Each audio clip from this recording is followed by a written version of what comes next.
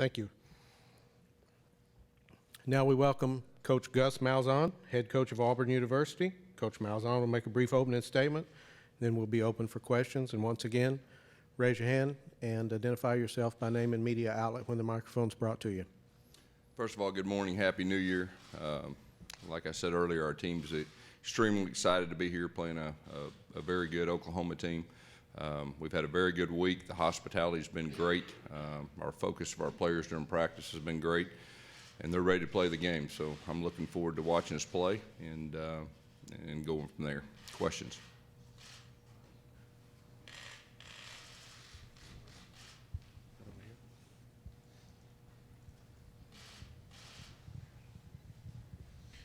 Barry Trammell with the Oklahoman. Gus, Auburn over the decades has built itself into a nationally relevant program, and it's done so in a state with an already established national power like Alabama. Everybody in college football seems to be playing in their shadow.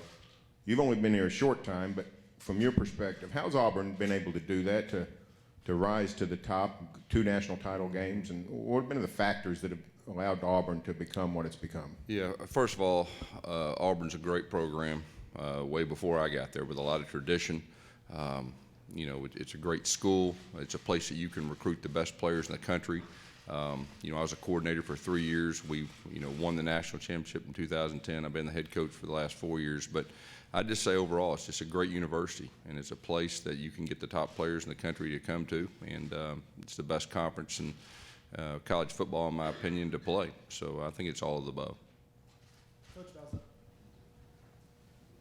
Justin McNally, WSFA, your team is finally back to close to 100%. How important is that heading into this game against a high-quality opponent? Yeah, well, I think you're right. They're definitely a high-quality opponent. They're one of the better teams in all of college football, in my opinion. And, we were a young team starting out. The expectations were extremely low. We were picked either last or next to last, and in our league or in our division. We played a tough schedule early, lost some tough games, and then we got in a stretch about halfway through the season. We were playing very good football. We were kind of growing up. The roles were defined offensively and defensively and individually, from a player standpoint. And then we had a couple tough injuries, and we played a tough schedule going down the end. But we are close to 100%. That's really exciting from a coach's standpoint. You just kind of feel a complete different feel from our players and our coaches ever since the bowl prep started. So really looking forward to watching our team play. Tom Menino, WVTM 13 in Birmingham.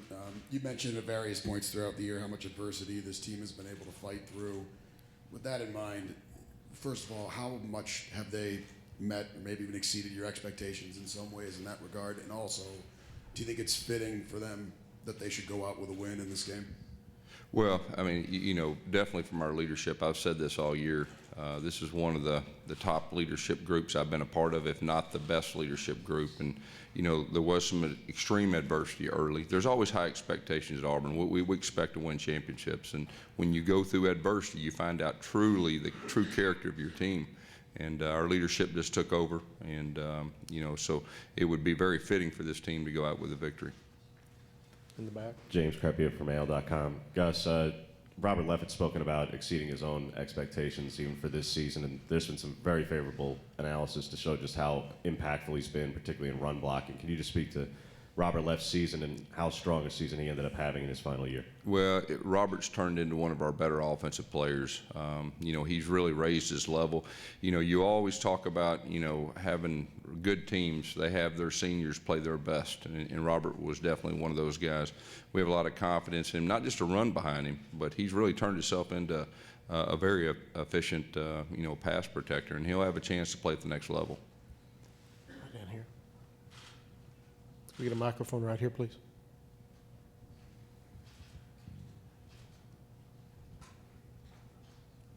Myron Patton Fox in Oklahoma City. Oklahoma's strength obviously is their offense, running and throwing. Just talk about the challenge of dealing with that and dealing with Oklahoma's offense. Yeah, well, I think you just said it. They're very good at running the football. They're very good at throwing the football. The challenge is making them one-dimensional, and our defense has played well all year. They're going to have to play well again tomorrow night, but it's a huge challenge. The quarterback is, I'm very impressed with him. Obviously, he's an outstanding playmaker. He makes good decisions when things break down. He plays with that edge, and all the big-time quarterbacks have that edge. He has that. And, of course, I'm very impressed with the Westbrook kid. I mean, he's a phenomenal player when he gets the ball, especially in space. And then Mixon, he's one of the best running backs now at college football, and not just running, but he's such a good receiver. So he presents a lot of different challenges. I think the first two were in New York for the Heisman. I think he could have been there just as well. I think they've got some outstanding players. Right here. Dean Blevins, CBS Oklahoma City. Coach, can you talk about your quarterback and how Sean has looked after he's come back healthy, and what we can expect? We haven't seen a whole lot of him. Yeah. Sean White kind of took over, the reins week 3. Started playing really good football. He was one of the top passing efficiency guys in our league during that stretch before he got hurt.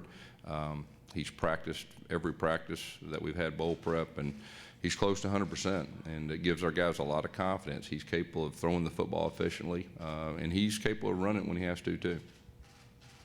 Right here. Gus Philip Marshall, Auburn 247 Sports. How you doing this morning? Good. In these days of social media and big salaries and all those things, the criticism that seems to naturally come with that. Yeah. How do you as a coach deal with it, and how do your players deal with it? Are you talking about from a player standpoint, a coach's standpoint? Both your standpoint and the player standpoint. Yeah, I think, for me personally, I turn off all my social media, throughout the year. That definitely helps. I always talk to our players about doing the same thing and just staying focused. And I think that's a big challenge in college football these days with the new social media craze and the Twitter and everything that goes with it, and just staying focused. And so, we talk to our players a lot about that, and specifically quarterbacks, high impact players. Right over here. Coach, you're known for running the ball. That's the mainstay of this offense. But how important is it to implement, more of a passing attack this game against the Oklahoma team that does struggle a little bit against it? Well, I think anytime you play, the better type opponents, the more balanced you have to be. And we've been our best. We've been capable of throwing the football efficiently. Even if we hadn't thrown it a lot, we were efficient when we did throw it. And so, that's going to be a big key. I mean, we're going to have to throw the ball efficiently tomorrow night to have a chance to win. He's back in the back. Gus, after the Iron Bowl, you'd indicated that we could see more of John Franklin III, and I was just curious, not to ask to give away the game plan here, but with Sean White back healthy, do you still anticipate being able to integrate John more, particularly in the passing game, as you'd said after the Iron Bowl, or with Sean healthy, is that no longer on the table? Well, afterwards, if you remember, we weren't really for sure about Sean's status, but Sean is healthy, and Sean's our quarterback. John has taken all the number 2 reps, and we feel confident when he gets in there that he'll have a chance to do well. But Sean White's our starting quarterback. Center of the room back here. Mark Murphy from Inside the Auburn Tigers. A lot of the bowl games, kicking game has been very unusual, a lot of interesting plays. Have you guys spent a lot of time on that in practice? Yeah, I think so. You look at bowl games, and a lot of times, a lot of these bowl games look real sloppy, and a lot of times it's the special teams. And we've really tried to spend more time in the special teams. Oklahoma's got a very good special teams unit, in each one of their phases. So we've spent a lot of time, and that'll be a big part of the game also. Center of the room on this side. Brian Marcelo, Auburn 24/7 Sports. Gus, what has been the difference between Will Muschamp to Kevin Steele, and how are their approaches led to where you are defensively now and being number 5 in the scoring defensive? Players seem to really, really like Kevin Steele and his personality. Yeah, well, first of all, you're talking about 2 very good defensive coordinators. Kevin's came in and he's a player's coach. He really developed strong relationships early with our guys. He adapted to them.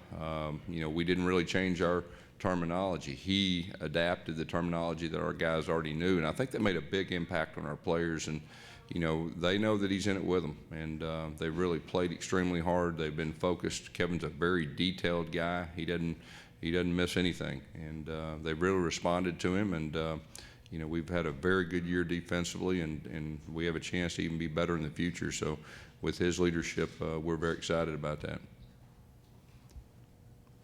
Any further questions for Coach? Right here.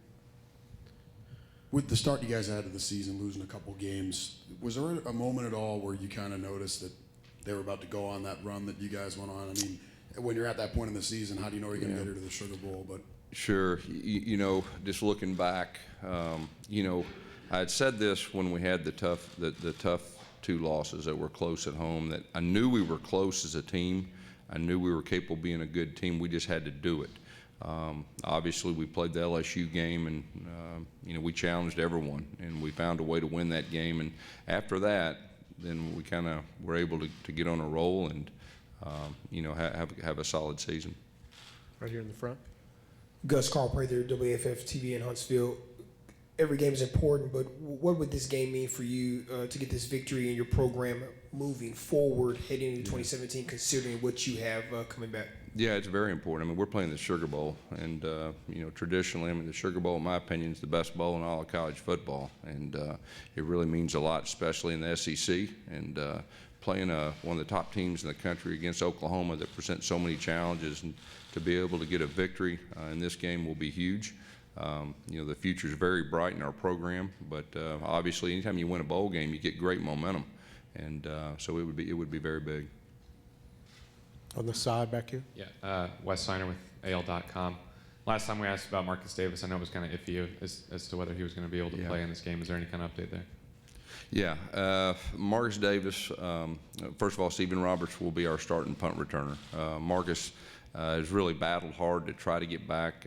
He's just not able to do what he needs to do to play on a consistent basis. I'm not saying we may not try to put him in there in a specialized role, but you know, Marcus is one of our leaders.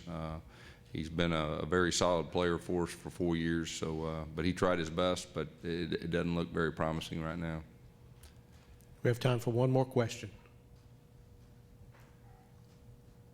If no more, thank you, Coach. All right, thank you.